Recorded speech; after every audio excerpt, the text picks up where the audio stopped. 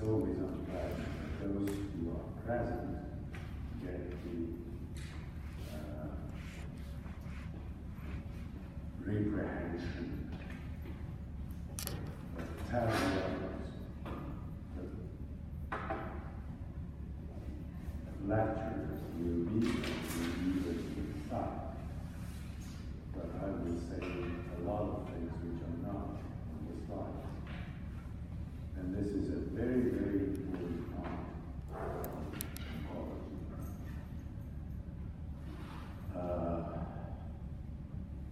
Before I go into it, let me tell you one thing. The official list of the lectures does not have this title, because despite all my efforts and long discussions with Professor Lee, I could not convince him not to use the word dignity. If you check the official titles, it says two words, dignity. There is no such thing. Dignity. You know the English word? It's a Latin word. It means a high-ranking person, highly respected person, who is a dignitary. And the word is used in several different contexts, like death, but dignity. Now that has nothing to do with oncology. I couldn't convince him. So no matter where you will work after you get your diploma, if you say something about tumor dignity, everybody will look at you as if you had come from the Mars. So please tell them, I told you there's no dignity. Nobody uses that word in oncology in the world.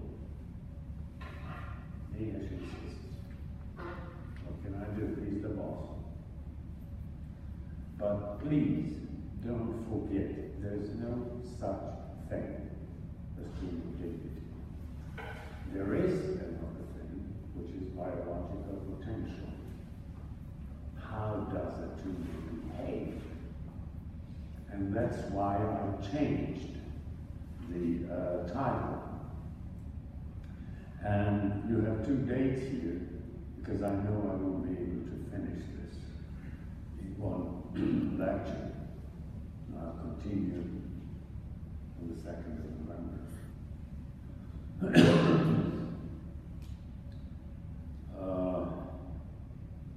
When we talk about the biological potential of a tumor, you will see when you will talk to patients when they come to your office and suffer from any kind of disease. Obviously, the first question is it curable? What do I need to do to get rid of this disease? And it doesn't matter whether it's a common flu, a common cold, or it's a malignant tumor. First, they want to know the diagnosis, and they want to know what the prognosis is. And that's natural attitude. So it's an important thing for every physician to have an idea about the time course of a disease, what type of complications may arise from one particular disease condition, and how long will that last, what is the most likely outcome, is it deadly, fatal, or is it curable? And that whole concept is covered by the biological potential of a disease. And you will hear, because it's again a natural reaction, the most scary diseases mainly are considered to be neoplastic and malignant. If somebody hears the diagnosis, this is a malignant tumor, that's scary. But don't forget that malignancy per se is an anthropomorphic approach, which means that we consider things as if they have their own will. Tumor cells do not want to do anything, they do not plan on killing the host organism, but we still often, without really thinking through the whole problem, say that the tumor killed, as if it were an individual living organism with the same kind of mental attitude that we humans have. That's why I put that here, that when we talk about biological potential and talk about benign and malignant tumors, that's anthropomorphic. And the word malignant, this is the original Latin word, it means to behave spitefully, malevolent, disposed to do evil, all sorts of bad things. But that basically is the reflection of this anthropomorphic approach. And I put this here for those who are interested a little bit in this whole mainly theoretical question. That's not going to be part of the examination. But if you want to understand how we approach a disease and patients, and when we say he or she has malignant hypertension, it's not a neoplastic disease, or a malignant crisis of the insufficiency of the adrenal gland. That again can be a malignant, meaning it does evil, it's highly injurious or pernicious. Pernicious anemia is a malignant disease, okay? It does bad things, it's dangerous, the outcome is not good. And that whole theory is applied to neoplastic conditions. So if those tumors that do not rapidly cause death or behave in a protracted, long-lasting way and let the host organism survive are considered benign. Those which rapidly kill and statistically always kill, there are always outliers. Never forget that Gaussian distribution that I put in that describe me material that you have access to, the material. You have the Gaussian distribution. There always are outliers. So it doesn't matter that somebody says that I know that diagnosis, and my great aunt had the same type of ovarian carcinoma and lived 85 years, and the tumor did not kill her. That doesn't mean anything. All these categories are based upon statistical observations. So our approach to tumors is reflected by the fact that we have the accumulated numerical data showing that some tumors behave better, others don't. But that, again, is anthropomorphic, because tumors do not behave. It's the reflection that we think of them as if they were like us humans. It is anthropomorphic. She is not behaving properly because she's playing with her phone, and I don't know why she does that. She doesn't even hear that I'm talking about her.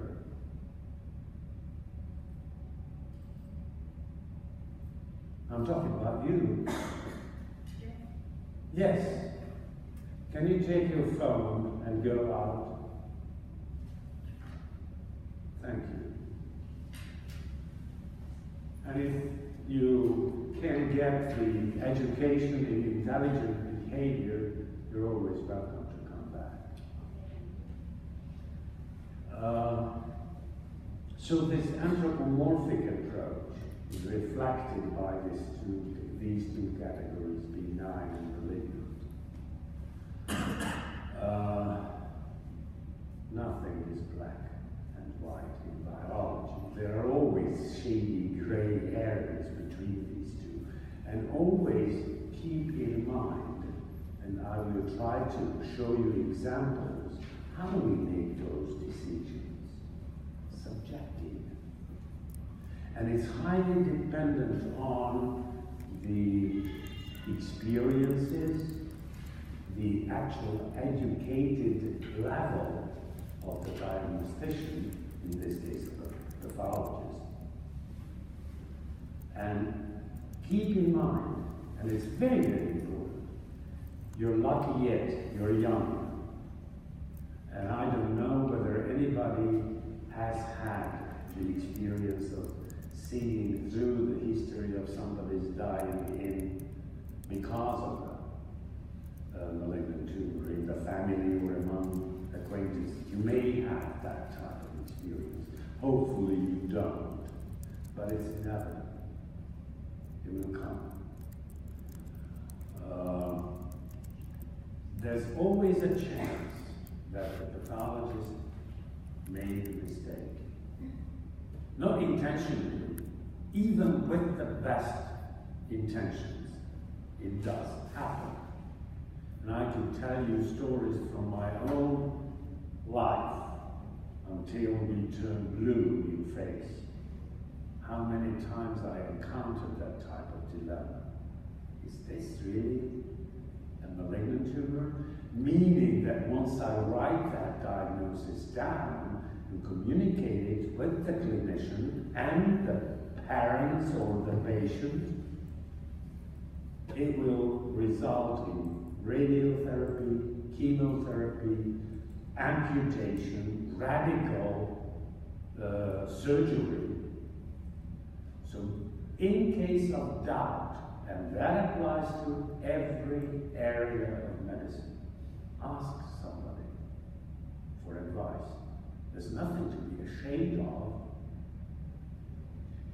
Every time when I go to the autopsy, every single time, I see something that I have not yet seen. And I may say that now, since I've been doing this for 40 plus years, and still, now I have a new resident who started to work on the 1st of October. I have to look at her autopsies every morning. Still, there's not one in which I wouldn't see something, and many things that I couldn't even name. So, it's in one way a futile and hopeless thing.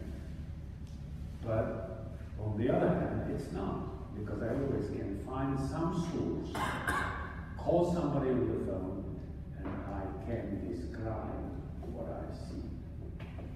I even can send a photograph now with my old-fashioned 12 years old Nokia phone. I don't have a smartphone yet. Despite the fact I don't want to have one, I think I must consider that seriously. But even if I send a photograph, that does not, in all respect, fulfill the requirements of discussing the lesion. So therefore, describing something is very important. And there is always a situation, and again, the list of stories I could tell you is long. When I sent the tumor to the best-known soft tissue pathologist in Boston, and the answer that came back, I had never seen that before, and I think it might be, and that's enough, right? Not a definitive statement. So gray areas are common. Now, here I listed 4 fundamental features that are in the book, with one major important remark here that's due. And I discussed that with Kumar several times. And even in this latest edition, he did not change. You will see when you start to read about criteria and biological potential, the first sentence in the paragraph that starts to discuss the behavior of tumors says invasion, which is the typical mistake of most students, particularly those who are not here. It's not invasion that is the fundamental sine qua non, meaning a feature that's absolutely necessary to be present. That Latin expression refers to that. It's the ability to form metastases. Because I will show you histology of an invasive benign tumor. So those who start their discussion of malignancy with invasion will show me immediately they were not present here today. And that's wrong. Invasiveness is not necessarily the indication of a malignant tumor. And you might have seen children, while you walk around in the world, who have a bright red discoloration on their face, namely below the age of 10. Those are invasive capillary hemangiomas, benign tumors, but invasive. So surgery is not a solution. Fortunately, most of those tumors regress after the age of 10, around puberty. But invasive, so much so that they cannot be surgically removed. They will never give metastases, and they will never kill those who have them. Okay? And trivial example. So the most important feature that determines the biological potential is a system biology feature that's metastases. How extensive the disease is. There is an important thing that's differentiation and anaplasia. That's a psychological feature, and Professor Diaz talked about it during the last lecture, I think. Then invasion is a histological feature, and the separation of these layers is very important. And the growth rate, how rapidly a tumor becomes larger and larger and larger, is a biological, cell biological feature.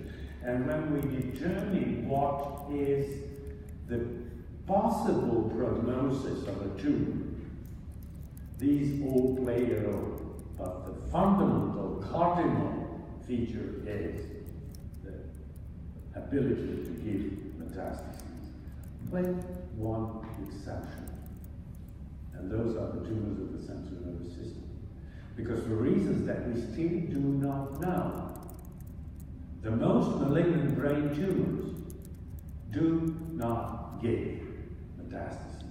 Again, there are rules, axioms, and there are always exceptions. If a glioblastoma gives metastases, I think there are about 5 or 10, possibly 10, maybe.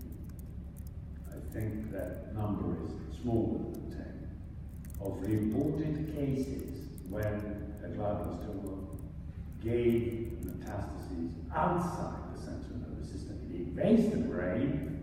In that case, metastasis is not considered as a fundamental feature of malignancy. But the main reason is those tumors grow inside the skull, which is a bony, non-yielding structure. The pressure inside that increases because a new growth appears, increases, and it's not the tumor per se, but the increased intracranial pressure that kills the patient. Okay?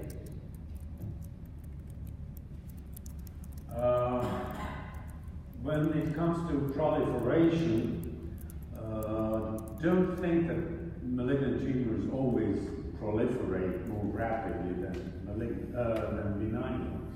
Again, it's not an absolute rule. Often they do, but it doesn't have to be the case.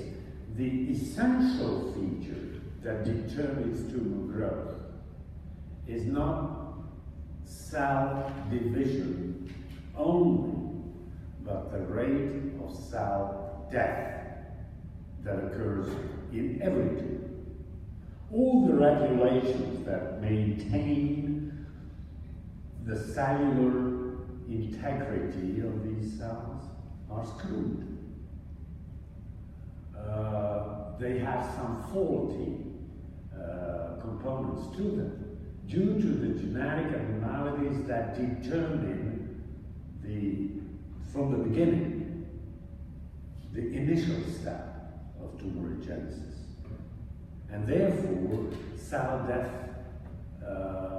processes also are abnormal, and the outcome of death and proliferation, the balance between them, will determine the size of the tumor, which is, again, something that's very important.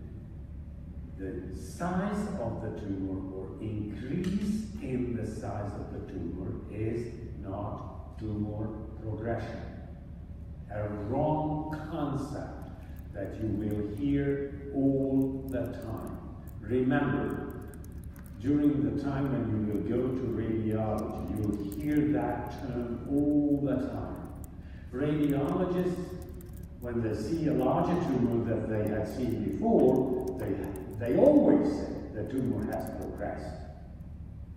But if somebody understands neoplasia, tumor progression is the accumulation of genetic abnormalities.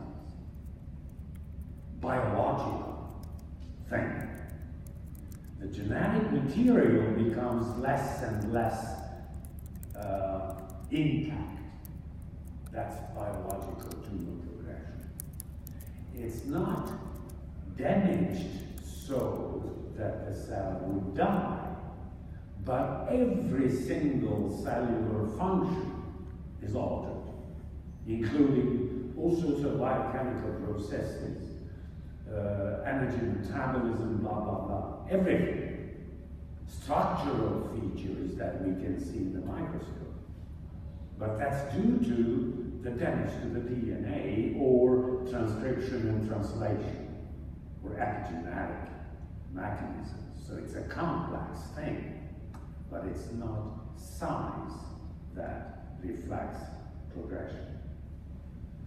And if we want, and we have to, the clinicians and the patients want to know how fast or how rapidly that tumor will grow. So we, pathologists, apply certain measurements. Cells can be measured in the largest diameter in millimeters or centimeters. With the appropriate techniques, the number of cells in the tumor can be counted with flow cytometry, for instance. But we have certain numbers that express the rate of growth. One is the doubling time. So how much time is it, does it require to double the total mass of the tumor? That's tumor doubling time.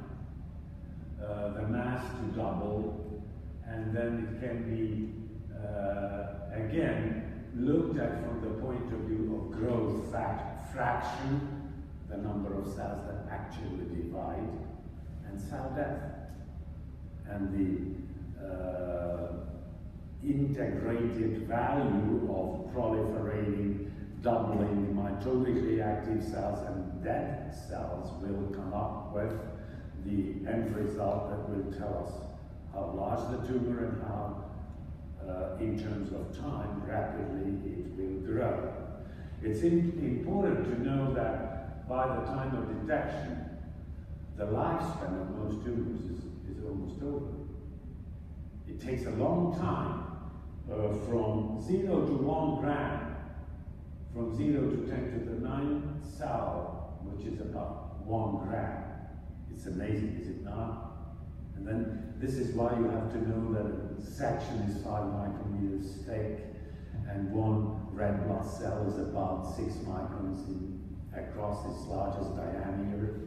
To have an idea what numbers we deal with when we deal with 1 gram tissue of tumor, and then it takes only 3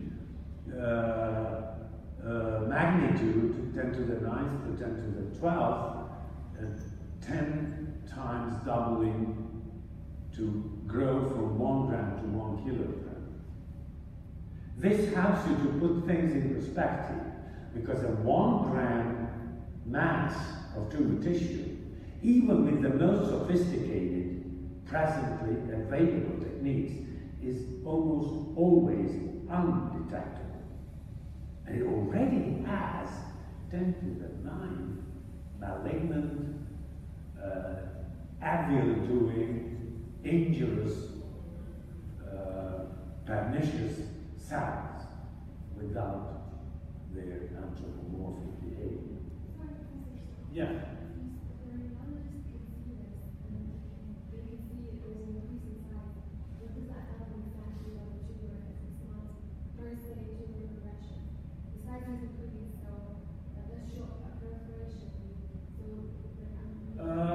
No, and the problem is that those tumors which are less defective in terms of their regulatory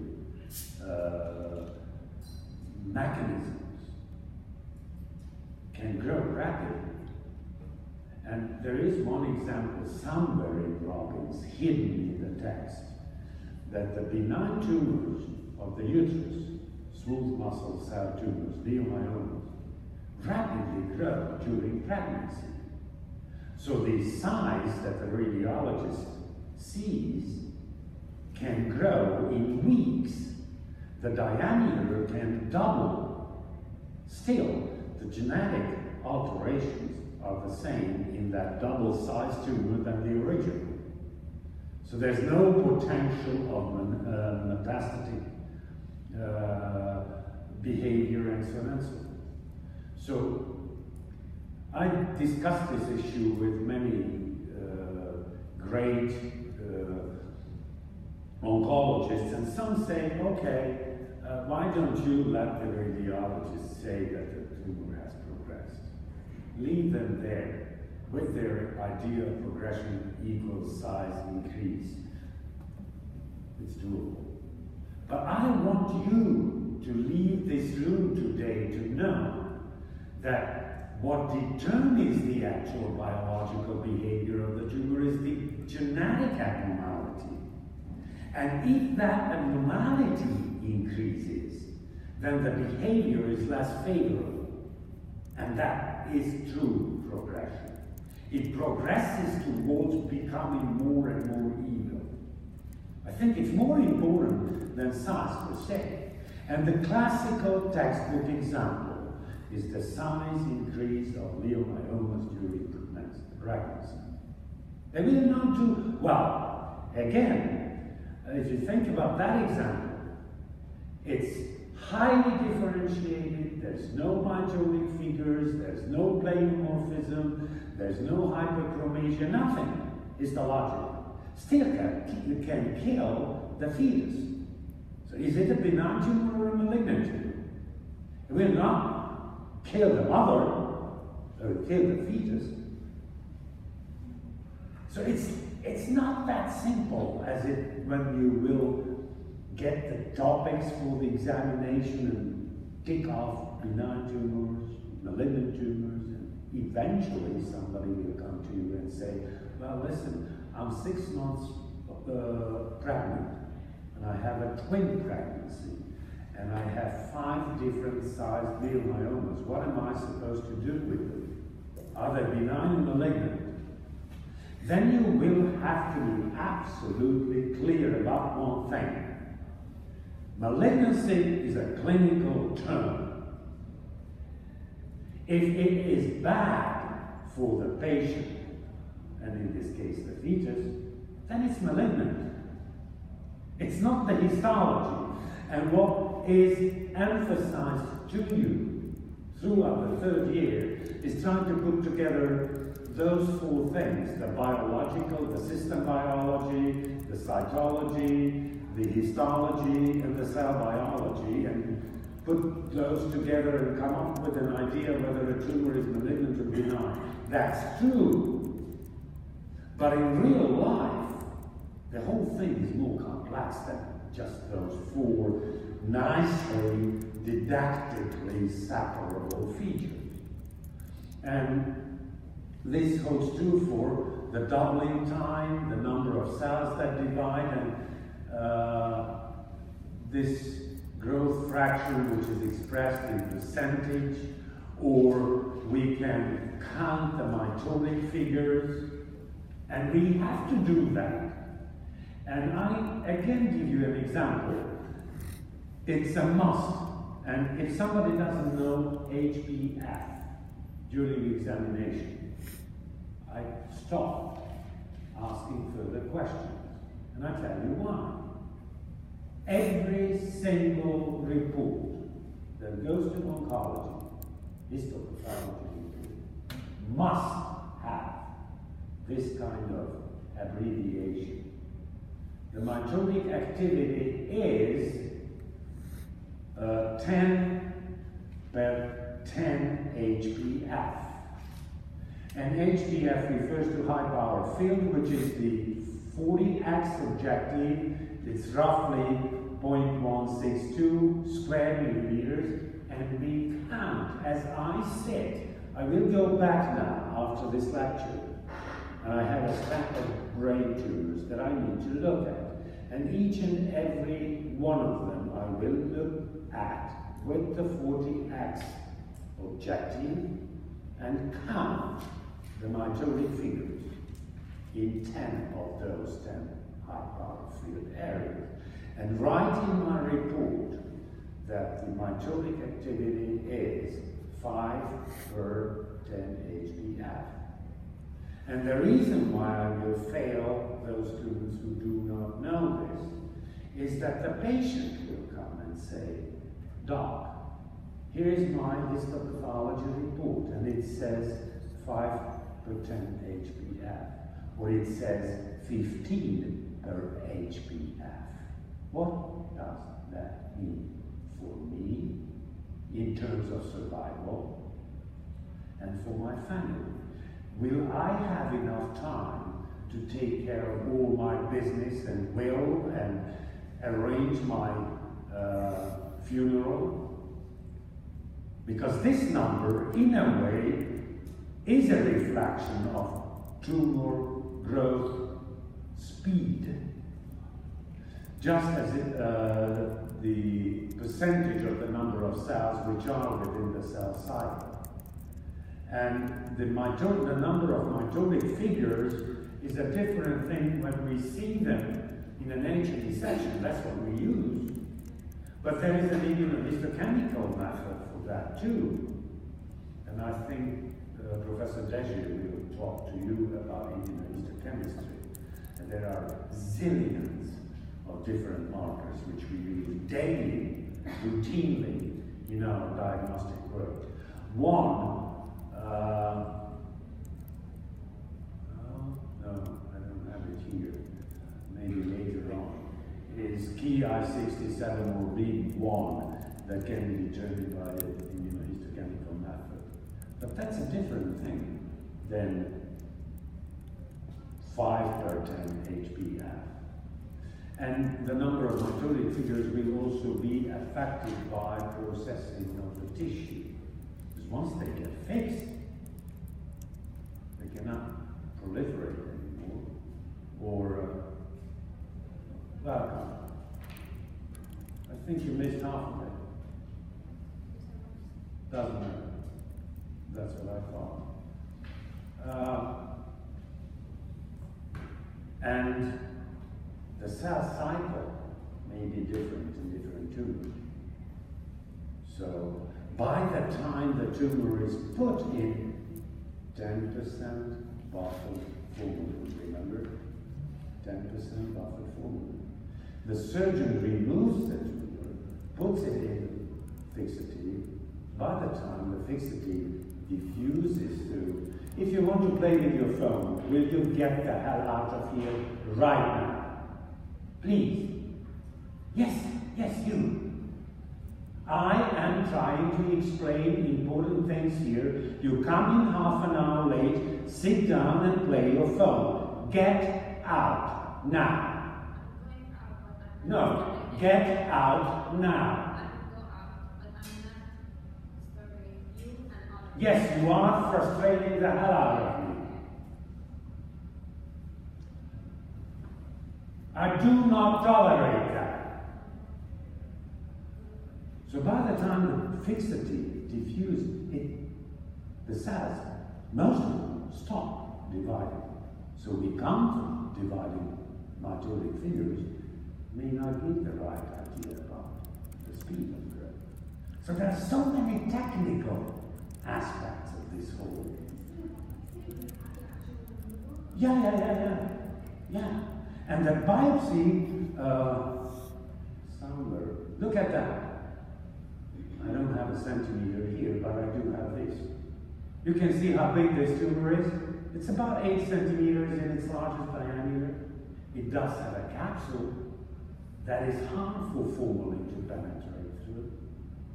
This is a benign tumor, but it holds true for the malignant counterpart too. So the processing of the tissue, the sampling, which you can see on that video that I put together, how an actual section is produced from a surgical specimen, will affect the appearance of the cells, the number of mitotic figures, blah, blah, blah. So it's a complicated thing.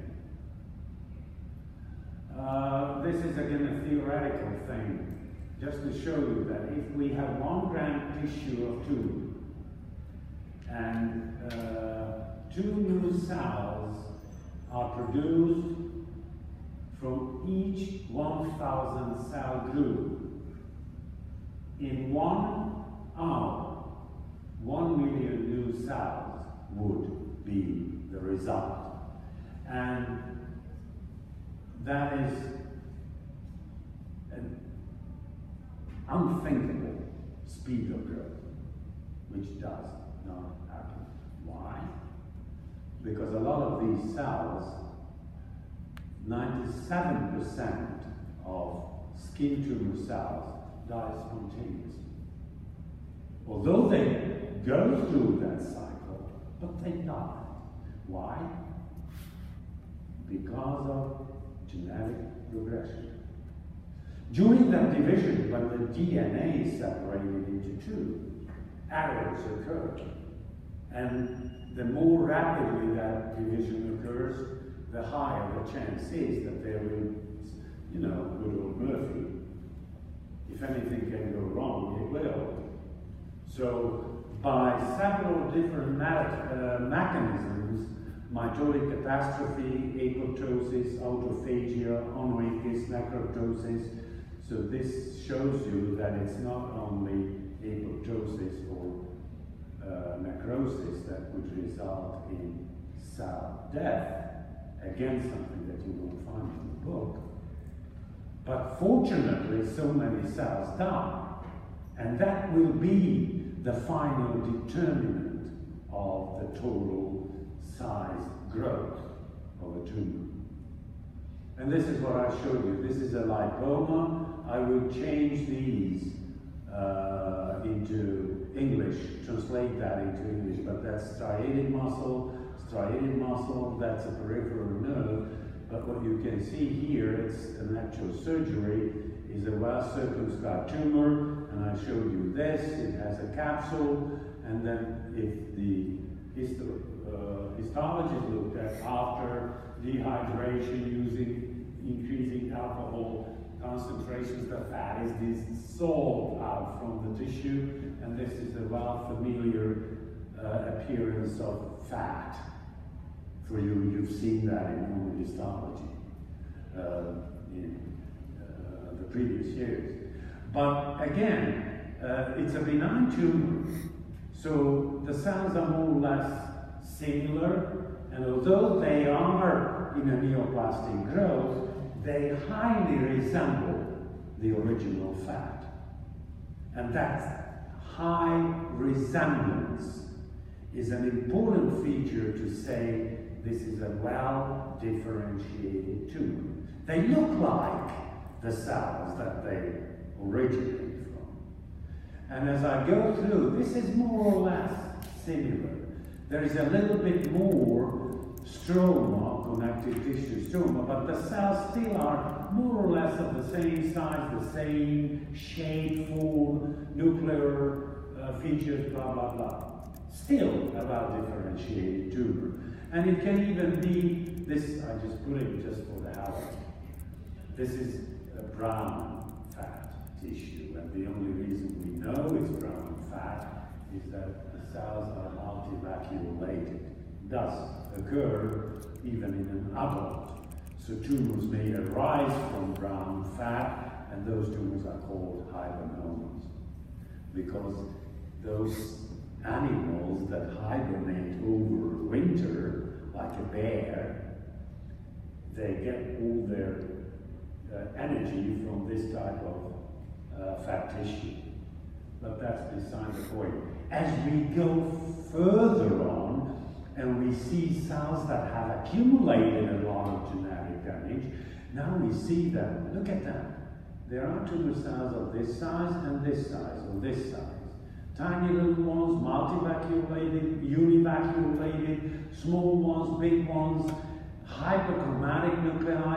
This still resembles fat, adipose tissue, but the differences between the normal and the abnormal is more expressed in this case. So this lipoma is less differentiated. Okay? If somebody has any trouble, interrupt me. But I show you the next one, and this is a liposarcoma. We still see vacuolated cells, but look at these nasty beasts here. They do not even resemble. And what does the pathologist do? Well, for hundreds of years, well, since 1850, 180 years, sort of. My math is not that good at this time of the day.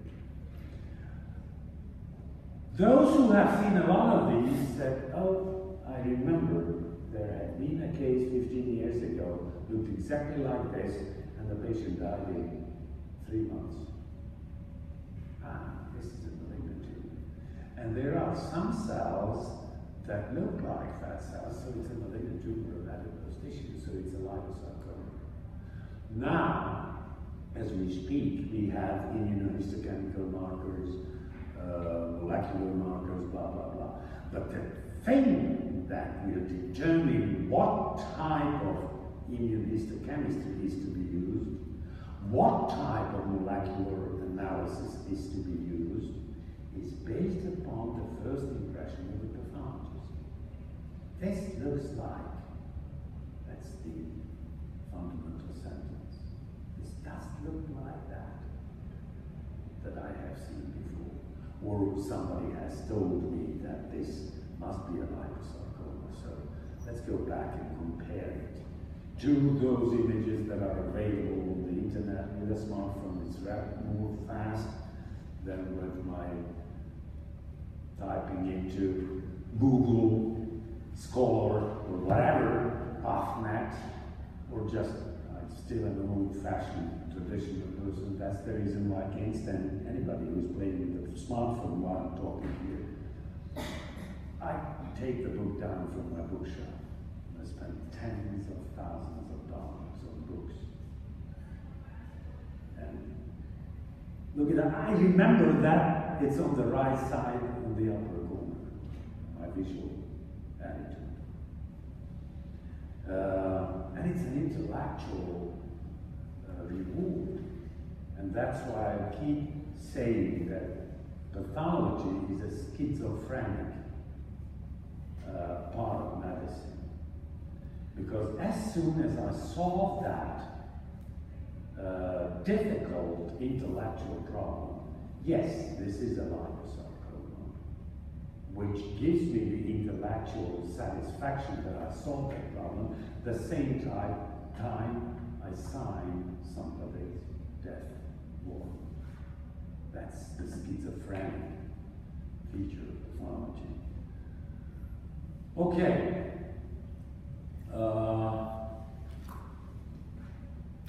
In 1920, at the Mayo Clinic, there was a guy named Brothers, and the surgeons kept telling him, listen, we're fed up with your descriptions that nuclei are arranged this way, and hyperchromatic, and small, and large, and pleomorphic, blah, blah, blah.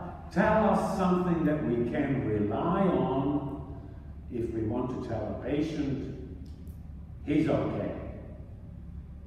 This tumor will not affect his life expectancy.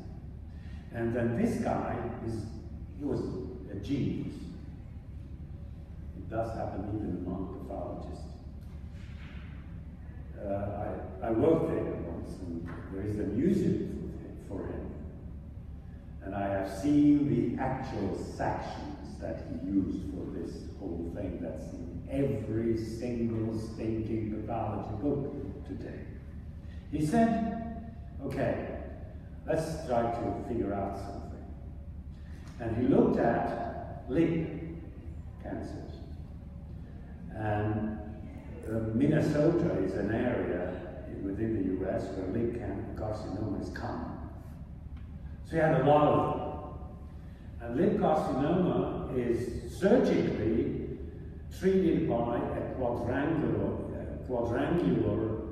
excision, which means that if you think of the lip, you try to imagine how it's cut out, depending on how big that tumor, in parentheses, the sooner you recognize something that looks like suspicious and you send it to the right specialist, the better it is for the patient. But this anatomical location allowed him to have the original stratified squamous epithelium and the neoplastic one right next to each other. So he could compare the appearance of the neoplastic tissue and the normal. And then he said, okay, when I see a tumor, squamous cell carcinoma of the lip, and about 75, almost 100% of those cells look like the normal squamous epithelium in the vicinity, then I will give it a number and I call it grade 1. And if you go through, you will see how grading evolved. Those tumors that have less than 25% of cells which resemble the original stratified squamous epithelium were put in the category of grade 4. And this is simple. He was not a good mathematician. This is from the original paper he published in 1928, because it ought to be 7,500, 50, 74, right? 40, 25, 49. But this is how he did it. So I thought, what the hell? This is not science anyway. So I keep the original numbers. But this gives you an idea how grade 1, grade 2, grade 4 were determined. And it's applicable as it is now to epithelial tumors. In many cases, for sarcomas, it cannot be applied like that. For brain tumors, it cannot be applied like that because, well, should have change the order. Okay, I'll get back to this. Epithelial tumors can be graded like that. 75 plus, grade 1. 25 minus, grade 4. And then these are the different grades, and it turns out that grade 1 tumors, since more than 75% of the cells look like the original, are well differentiated. Grade 4 tumors are undifferentiated. If we cannot grade the tumor, which may happen, because the surgeon put the tumor in soak, not 10%, it has happened several times. I've received tumor samples, I don't know the name of that stuff that we use in the autopsy room for disinfection. Often, okay? And I immediately knew that that surgeon did not pass the pathology exam by me. He wouldn't have, or she wouldn't have, 10% buffer formula. So something may get out of normal, and we just cannot grade the tumor. It does happen. But as much as we can, we have to try to give a grade. And the sentence I finished with now, remind me of this, because I will forget by next, what is it, Wednesday? No, Thursday. Because first, All Saints Day is Wednesday. So it is going to be Thursday next week. Now we know that although 95 plus % of the cells may resemble the original tissue, so it's a grade 1 tumor, at the same time they can already harbor genetic abnormalities that will make them behave like grade 4, not only 2, 4. Okay? So in October and November of 2017, it is an absolute must to know for everyone that it is not satisfactory anymore to tell the prognosis of a tumor to the patient based on grade. With me? Did you get it? We need to have further information.